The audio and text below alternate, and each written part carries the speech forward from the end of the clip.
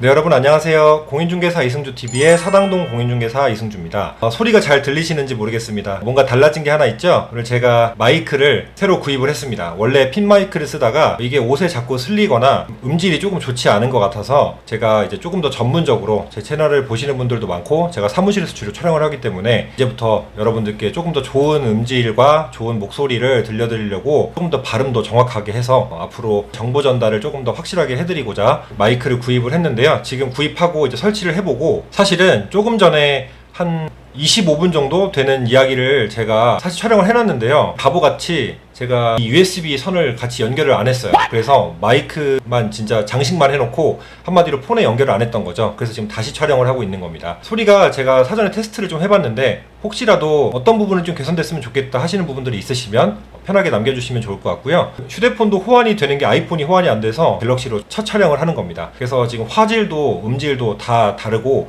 테스트를 몇 번 해봤는데 얼마나 괜찮아질지는 모르겠습니다. 아무튼 서두가 길었는데 제가 평소에 질문을 많이 받았고 그리고 저도 공부할 때 공인중개사 공부할 때 그 생각이 조금 있었고 누구도 그 방향을 혹은 나침반 역할처럼 도움이나 자문을 줬던 뼈 때리는 말을 해줬던 분이 없어서 오늘 공부를 하시려는 분들 혹은 공부하시는 분들 그리고 막연하게 자격증에 대해 생각하고 계시는 분들께 제가 현업으로 중개사를 하면서 그리고 중개사 자격증을 따서 일을 하고 있는 대표로서 그리고 동시에 저도 부동산에 관심이 많고 투자도 실제로 하고 있고 내 집 마련도 했었던 상황이니까 자, 그 부분을 종합적으로 좀 말씀을 드릴게요. 제 경험적인 측면들이 대부분 가미가 됐기 때문에 엄청나게 주관적인 이야기입니다. 오늘은 평소에 제 객관적인 사실 정보 전달만 하는 내용과는 다르게 지극히 주관적이라는 부분 말씀을 드리고요. 저 역시 중개사 자격증을 공부하기 전에 많은 계기들이 있었겠죠. 그리고 그 계기들 중에 이 힘든 공부를 엄청나게 수험생활을 길게 해야 되는 많은 시간을 투하해야 되는 이 자격증 공부를 하기까지에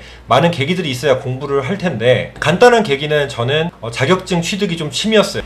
내가 살아온 족적을 봤을 때 뭔가 남는 것이 있었으면 좋겠다. 남들 술 먹고 놀 때 나는 알바하고 돈을 모았으니 그리고 남들 술 먹고 놀 때 나는 책을 읽었으니 이것들을 뭔가 증명할 수 있는 것들도 난 남겼으면 좋겠다. 똑같이. 물론 돈은 남을 수 있었고 그래서 내 집 마련을 할 수 있었지만 이 책을 읽은 것은 대화를 하거나 톤앤 매너나 혹은 뭐 임기응변이나 그런 부분에 물론 유익하고 도움이 되겠지만요. 증명할 수 있는 방법은 없잖아요. 사실은. 자, 그래서 자격증을 한 16개 정도 땄습니다. 제가. 자격증이 지금 16개가 있는 건데요.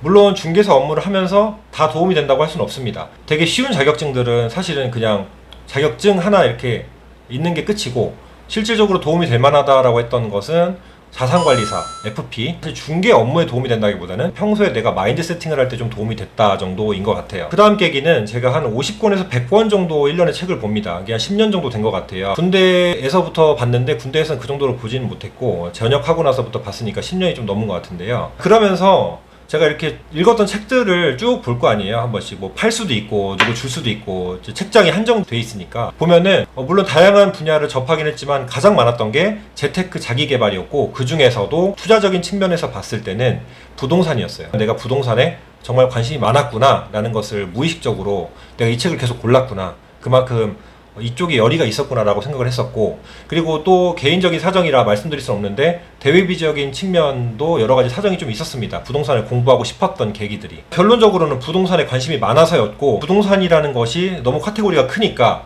막연하게 부동산 공부에 관심이 많았다. 그렇다면 부동산 공부로 끝판왕은 뭘까? 라고 했을 때 뭐 감정평가사도 있고 주택관리사도 있겠지만 이건 부동산에 실제로 접하는 부분이 아니라 조금 더 다른 측면으로 좀 보여졌고요. 공인중개사라는 자격증이 부동산의 끝판왕이다라고 생각을 했었어요. 막연하게 아무 그쪽에 연고도 없이 지식도 없는 상태에서 당연히 그렇게 생각을 할 수가 있고 오늘 이 영상을 보시는 분도 이 주제를 보고 들어오셨던 분들도 당연히 그럴 거예요. 지금 공인중개사 공부를 하고 계시거나 공인중개사 공부를 하시려는 분들이 보시겠죠. 자, 결론부터 말씀을 드리자면요. 자, 제가 처음에 갖고 있던 계기 있죠. 결과적으로 따고 나니까 보이는 것들이 뭐냐면 자, 공인중개사 자격증을 취득하면 부동산 투자에 도움이 될까? 부동산 투자를 잘할 수 있을까? 라는 질문이에요. 자, 결론적으로 말씀을 드리면요. 아니에요. 물론 아주 극히 일부는 도움이 될 수 있습니다. 예를 들면 중개사 자격증이 총 6과목을 공부를 하니까 그 중에 민법적인 측면에서 집을 계약할 때 공부를 했던 부분이 좀 떠오를 수는 있고 그리고 세법적인 측면에서도 얕게 다루긴 하지만 부동산 관련된 세법만 범위니까 그쪽을 좀 공부해서 알 수는 있겠죠. 기본적인 개념들을. 하지만 이 부분은 투자자로서 공부를 따로 한다고 모를까요? 아니에요. 어떤 투자책이든 부동산 투자책을 열면은 그 정도 내용들은 다 들어 있습니다. 투자를 할 때 알아야 되는 것들이기 때문에. 자, 그래서 여러분들이 투자를 잘하고 싶고 수익률을 높이고 싶고 부동산 투자에 관한 해안을 키우고 싶다면 공인중개사 공부를 할 게 아니라 투자에 관련된 책을 읽고 그쪽에 관련된 강의를 들으세요. 만약에 저처럼 자격증을 취득하는 게 취미였는데 겸사겸사 공부를 하게 됐다, 혹은 이미 공부를 저질러 버려서 너무 멀리 왔다 라고 하시는 분들은 끝장을 보셔서 저처럼 취득을 하시는 걸 권장을 드리고요. 만약 그게 아니다, 그냥 공부를 하려고 하는데 막연하게 투자를 하고 싶은데 중개사 자격증이 있으면 더 잘 되겠지? 라는 생각을 하신다면, 그 생각 때문에 공부하신다면 바로 접으세요. 실제로 그런 막연한 생각에 공부를 시작하시는 분들은 대부분 포기하기 마련입니다. 그냥 자격증을 따면 나는 투자자로서 자질을 갖췄지가 아닙니다. 자, 왜 그러냐면 우리 자격사의 취지에 대해서 생각을 해볼게요. 물론 8대 전문 자격사에 공인중개사가 들어가진 않습니다.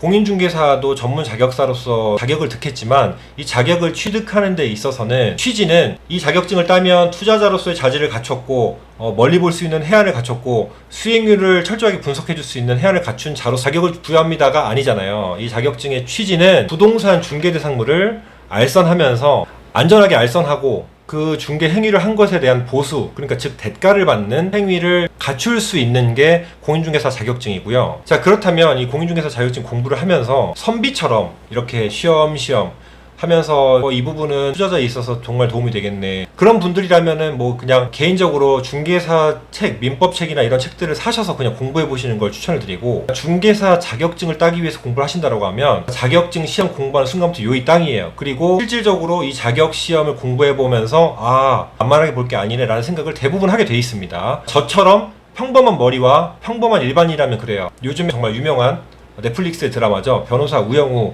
그 정도로 천재, 법에 정말 빠삭하고 타고났고 그런 천재가 아니라면은 대부분 그럴 겁니다. 10중 9, 아니 100중 99는 그럴 거라 생각합니다. 그러니까 일반, 보통이라는 말을 쓰겠죠. 자, 그렇다면 공부를 하기 시작하면은 오지선다 중에 하나를 맞추기 위한 공부를 할 수밖에 없고, 자, 그리고 교수님들도 강의를 하면은 시험에 자주 나오는 거, 시험에 유익한 거, 시험에 유용한 거, 시험을 위한, 시험에 의한, 시험만을 위한 준비를 하게 됩니다. 그렇다면 여러분들이 실무에서 투자자로서 얻을 수 있을 만한 그런 유익한 정보는 전혀 관계가 없어요. 시험을 합격하기 위한 공부만을 진행하게 됩니다. 각 과목마다의 커리큘럼을 따라가기 바빠요. 엄청나게 벅찹니다. 자, 1년에 한 번밖에 없는 거 아시죠? 10월에 한 번밖에 없는데요. 10월 넷째 주 토요일로 알고 있습니다. 자, 동차 시험을 준비하면, 전 동차로 땄는데, 동차로 따고 만약에 다른 일까지 병행을 한다, 저와 같은 상황이죠. 그렇다면 더더욱 부동산 투자에 투도 생각을 못합니다. 무조건 그냥 이 자격증을 따기 위한 공부밖에 할 수가 없고, 그리고 한창 공부를 하기 시작하면 중간에 슬럼프도 오고 힘들 때도 많은데, 이미 해놓은 게 너무 많고 한 시간이 아깝기 때문에 결과적으로 끝장을 보기 위해서는 다른 거 없어요. 그냥 일단 붙고 보자 이 생각밖에 없단 말이에요. 그러려면 어떻게 되겠어요? 다른 여념이 없어요. 공부의 초점 자체가 투자를 하기 위해서 도움이 되는 그런 지식 정보, 그런 해안을 쌓는 게 아닙니다. 이 시험의 커리큘럼 따라가면서 어떤 게 나오고 이건 안 나오니까 버려, 이건 자주 나온다고 하니까 무조건 외워. 외우는 것도 딸딸딸 외워요. 앞 글자 두 문자 따서 외우고, 성도 이름도 모르고 그냥 누굴 만나는 것처럼 이름도 이유도 모르고 그냥 외우는 거예요. 자, 그리고 직접 거래라고 이제 여러분들 들어보셨을 텐데요. 모르시는 분들 위해 설명드릴게요. 공인중개사 2차 시험에 과목이 있는데 거기에서 3년에 3천이라고 뭐냐면, 자, 직접 거래, 공인중개사로서 중개대상물을 본인이 마음에 든다고 혹은 다른 이유들로 직접 거래를 하면은 징역 3년 이하나 과태료 3천만 원 이하의 엄청나게 큰 벌이에요. 자, 근데 이 벌을 여러분들이 공부를 하게 되면은 3년에 3천 항목들은 이게 있고 1년에 1천 항목들은 이렇게 있고, 업무정지, 영업정지, 자격 취소, 등록 취소, 이런 것만 외우기에 바빠요. 이렇게 되면 실제로 이렇게 하면 안 되겠다, 투자자가 되면 이렇게 하면 안 되겠다, 그런 생각이 들 여념이 없다는 겁니다. 그냥 3년에 3천 원 이거, 1년에 1천 원 이거 외우기 바빠요. 그리고 이 중개사법에서도 얘기하듯이 직접 거래를, 마음에 드는 물건이 있어도 직접 거래를 할 수가 없게 만든다는 거잖아요, 중개사로서는. 자, 그렇다면 마음에 드는 물건이 있어서 투자를 할 텐데 그 투자를 직접 거래할 수가 없다는 거예요. 한마디로 좀 아이러니하죠. 자, 이런 부분들도 있어요. 그리고 실제로 제가 내 집 마련을 하면서 느낀 건데요. 내 집 마련을 하면서 제가 내 집 마련을 했던 그 부동산에 저는 중개사라고 얘기도 하지 않았고 개업을 한 대표라고 이야기도 하지 않았어요. 왜냐면 불편해질 수도 있다고 생각을 했어요. 예를 들면 제가 정당하게 주장하고 이 보수를 주려면 그거에 대한 서비스, 그에 대한 대가를 보수로 지불하는 건데, 아, 사장님 중개업 하시면서 아시잖아요. 혹은 사장님 이거 아실 거 아니에요. 이런 말을 듣기가 너무 싫었어요. 똑같은 서비스로 똑같은 보수를 지불해야 되는데 왜 나는 안다는 이유로 이걸 패스하고 안다는 이유로 이런 권리를 주장 못할까 라는 생각이 들까봐 똑같이 동등한 계약자 대 계약자 입장에서 저는 그냥 중개사 한다고 말을 안 하고 진행을 했는데, 그분도 그 말씀 하시더라고요. 아, 우리 중개사는 이렇게 투자하시는 분들, 내 집 마련하시는 분들, 다른 분들 구해드리느라 바쁘지 실제로 우리는 직접 우리가 사서 돈 못 벌었어요 라고 이야기를 해요. 그럼 그분 말에 따르면 투자를 잘하기 위해서 중개사를 딴다는 것은 오히려 반한다. 중개사를 따서 중개업을 한다고 하면 정말 투자자를 좋은 일만 시키는 일만 할 수밖에 없지 않나? 라고 생각할 수도 있죠. 이분 말에 따르면. 또 그냥 겸손하게 말씀하신 것 뿐이에요. 사실은 장점을 하나 말씀을 드리면은, 이것도 이 장점도 베이스는 뭐냐면 내가 중개사를 따서가 아니라 중개사를 따고 실무를 하는 현업에 있는 사람의 기준이기 때문에 이 부분도 사실은 자세히 들어보시면, 금매 물건이 나왔어요. 내가 중개업을 하는 동네에서 정말 사고 싶은 물건이 생겼어요. 직접 거래 안 되니까 다른 사람에게 추천해서 뭐 거래를 시켰다 하고, 혹은 내가 정말 뭐 가족 관계나 도움을 주고 싶은 사람에게 알선을 했다고 칠게요. 그분한테도 충분히 좋은 일을 할 수 있고, 내가 중개사 업무를 하면서 투자자로서도 도움이 될 만한 일을 한 건 맞겠죠. 하지만 말씀드렸듯이 이 취지 자체가 중개사 자격증을 따면 투자를 잘한다, 투자자의 도움이 된다라는 부분은 아니라는 거죠. 자, 핵심을 잘 보세요. 중개사의 업무를 잘하기 위해서 공부를 한 거지, 중개사 자격증을 취득한 거지, 이 투자자로서 수익률이 어떻게 나오고 이런 부분에서 공부를 한 건 아니잖아요. 근데 만약에 장점은 다른 동네에 투자를 똑같이 하려고 했는데 내가 중개사 업무를 하고 있다면 셀프로 서류를 보는 방법, 그리고 셀프로 분석을 하는 방법, 그리고 셀프로 어느 정도 실무를 경험해 봤기 때문에 어떻게 하면 될 것인가, 어떤 과정을 거치는가에 대한 두려움은 없을 거고, 그리고 그런 부분에 도움 받을 수가 있겠죠. 알선을 해주기 위함일 때는 더더욱 공부를 더 열심히 해야 되니까 중개사 입장에서도 공부를 더 많이 할 수는 있겠죠.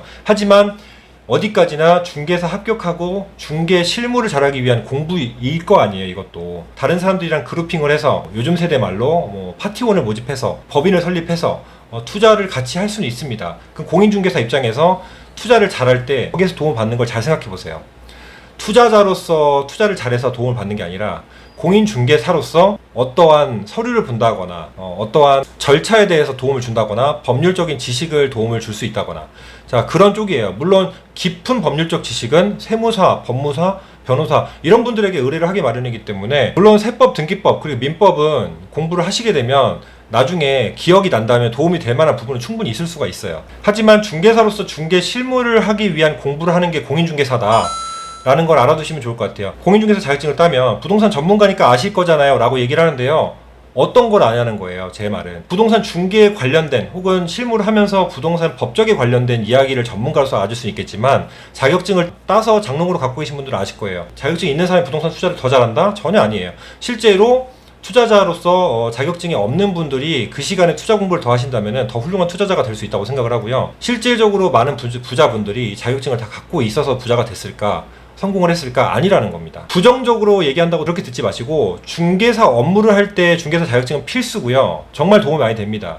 중개업을 하려면, 그리고 여러분들 개업을 하려고 그러면 당연히 더더욱 공부를 하셔야 돼요. 지금 공부를 하시고 있는 분들이 개업을 하기 위해서, 중개업을 하시기 위해서 공부를 한다 그러면 끝까지 끝장을 보시길 바래요. 합격을 하시길 바라고 개업을 하셔서 혹은 취업을 하셔서 돈을 많이 버셨으면 좋겠어요. 하지만 투자자적인 측면에서만 접근한다 그러면, 저도 내 집 마련을 해봤지만 중개업을 해서 도움이 된 거지, 이 공인중개사 자격증을 취득함으로써 투자자적인 측면에서 도움이 되지는 않았다라고 과감하게 말씀드릴 수 있을 것 같습니다. 물론 중개하는 과정을 거치면서 제가 이 계약을 하면서 제가 의뢰를 드린 제 담당하시는 중개사님의 역량이나 업무 스킬, 그리고 뭐 클로징까지 어떻게 하시는지를 제가 같은 중개사로서 봤을 때 느낄 수는 있었어요. 그럼 어디까지나 제가 중개사 자격증이 있어서가 아니라 중개사를 취득하고 중개업을 하고 있는 대표이기 때문에 느낄 수 있었던 부분입니다.